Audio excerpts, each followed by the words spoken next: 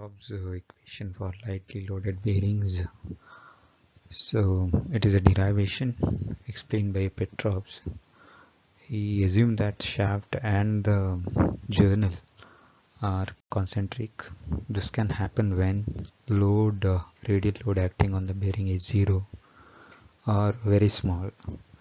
Second thing is speed of the journal is very high and viscosity of the lubricant is also very high. In such cases it will balance and shaft center and the bearing center will be concentric. Under these conditions, the eccentricity of the bearing is very small and the bearing could be treated as concentric bearing. It means centers of the bearing as well as the center of the journal will be coinciding. So obviously there are very small difference between these two. Consider the shaft rotating in a guide as shown in the figure. Let small d be the diameter of the shaft, small r radius of the shaft, L length of the bearing, C radial clearance we call, Z dynamic viscosity, V journal speed or pi dn by 60, or D if you multiply it will become pi into 2 into r into n as shown in the slides.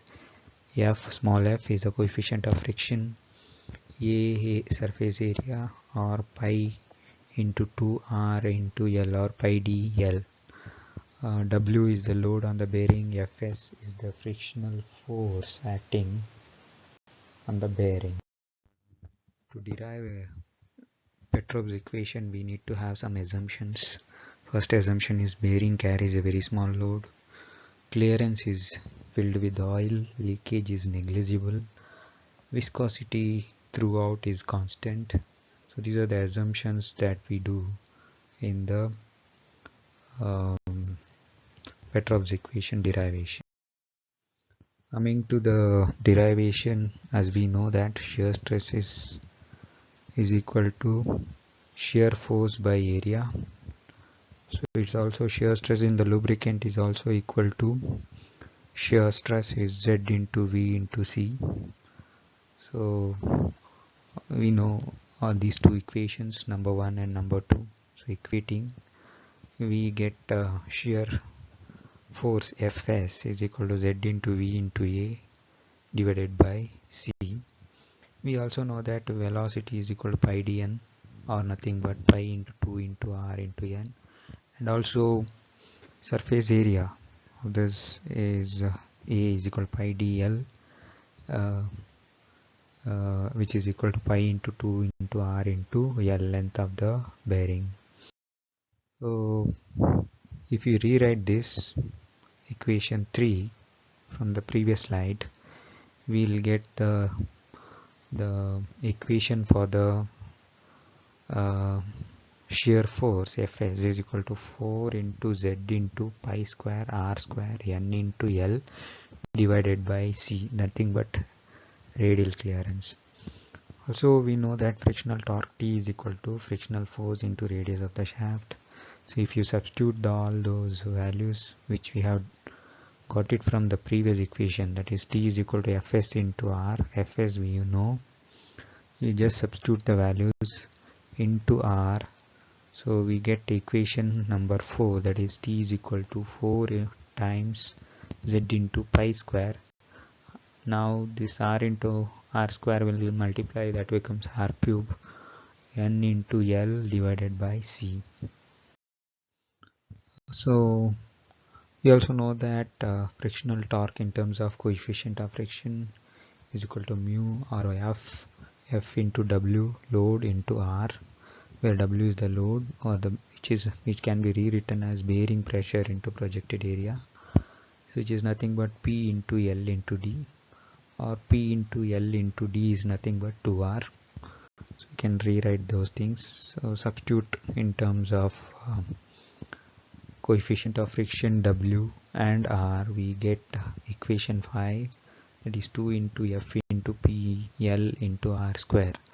So now we have two equations for the torque, equation number 4 and equation number 5, that will be equated, so that we will get on simplification we get equation for the coefficient of friction. F is equal to 2 times 2 pi R square R into N divided by C into P.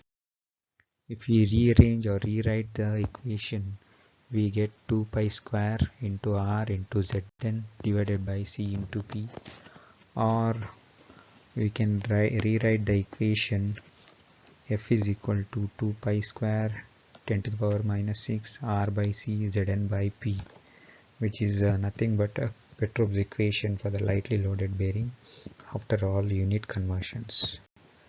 So if you take out the Zn by P from the equation 15.4a from the data handbook, which is called a bearing modulus or bearing characteristic number, and also a R by C ratio is called radial clearance value. So if you rewrite the Petroff's equation with some other constants, the Mackey come out with one more equation for the coefficient of friction for the well lubricated bearing. We have F is equal to Ka R by C Zn by P into 10 to the power minus 10 plus delta F, which is nothing but 15.4b equation in the data handbook. In this equation, Ka is equal to 541.33 beta, where beta is the circumferential length of the bearing in degrees, or beta is equal to 360 degrees for full bearing. Ka is equal to 0.195 into 10 to the power 6 in case of full journal bearing. Delta F is equal to 0.002 for a ratio of L by D 0.75 to 2.8. Coming to the bearing modulus or characteristic number Zn by P, what it is actually. So if we start the shaft journal, as soon as it starts rotating from the rest position, initially what happens is it will be contacting one above the other. I mean to say, journal and the shaft will be at rest position, will be touching each other, so there will be metal to metal contact. So obviously there will be a partial lubrication in the initial starting of the journal, but once it picks up the speed, because of the speed the pressure goes up and there will be a thick film will be maintained, then we call it as a thick film lubrication. So if you plot this Zn by P along x-axis and coefficient of friction F along the y-axis, then we get a graph as shown in the slide. So look at that, Zn by P, if it is greater than some value, radial clearance value, we call it as thick film. If Zn by P is less than C, some transition stage, then we call it as thin film with increase in the coefficient of friction. It shows that coefficient of friction increase shows that there is a metal to metal contact in the beginning of the journal bearing. So there will be wear and tear initially, but there is a some value for which Zn by P, some value of Zn by P at which oil film ruptures is called the bearing modulus. To prevent the rupturing, we need to have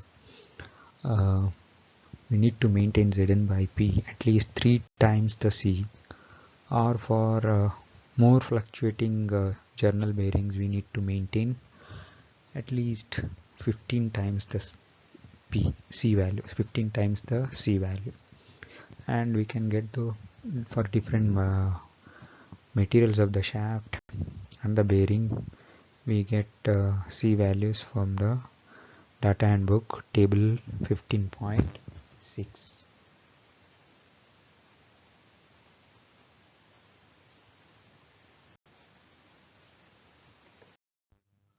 Let's look at the Sommerfeld number. It is a one more dimensionless parameter used in design of journal bearing, which is used in most of the problems. So Sommerfeld number for without side leakage, we get it in the data handbook. S is equal to R by C whole square Zn by P into 10 to the power minus 6. In the data handbook 15.6 equation, and for with side leakage we have some other equations, so which is used in solving the problems. Next we'll come to the Raimondi Boyd curves. Again, these curves are used in solving the problems. We'll just go through this. One more Raimondi Boyd curve, which is required in solving. One more Raimondi Boyd curves, which is, you can see along the x-axis there is a bearing characteristic number S, and along the y-axis you have coefficient of friction variable, that nothing but R by C into F. All three graphs are required in calculation of the problems. Now coming to the operating pressure, it is a minimum pressure at which the oil breaks down and metal to metal contact begins. So that's called operating pressure, minimum operating pressure. We get equations from the data handbook as shown in the slide 15.5a, 15.5b, 15.5c. Some of the terminologies related with the bearings, journal bearings. First one is radial clearance, which is nothing but the distance between the radii of the bearing and the journal, which you can see in the figure as shown in the slide. C is equal to capital D minus small d by 2, or nothing but capital R minus R. It's called a radial clearance. You can see all these: capital D, small d, diameter of the bearing; small d is the diameter of the journal; C is the radial clearance; H is the minimum film thickness, and all other notations were discussed in the slide as shown. To some other terms involved with the bearings, radial clearance ratio, or it is nothing but a ratio of radial clearance to the radius of the journal. It's nothing but C by R. So diametral clearance is a one more term that we use in the problem. It is nothing but 2 times C. Next term is eccentricity, that is a gap, radial distance between the center of the journal and the bearing. Next is eccentricity ratio or attitude, which is nothing but a ratio of eccentricity to the radial clearance. Eta is equal to E by C. So this equation we get it in the data handbook 15.7b.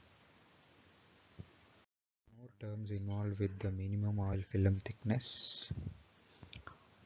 So it is a minimum oil film thickness between the bearing and the journal, so that there is no metal to metal contact. That's called a minimum film thickness. Next is the length to diameter ratio. So it is the length of the journal to the diameter of the journal. If this ratio is less than 1, we call it as a short bearing. If it is more than 1, we call it as long bearing. If it is equal to 1, we call it as a square type of bearing.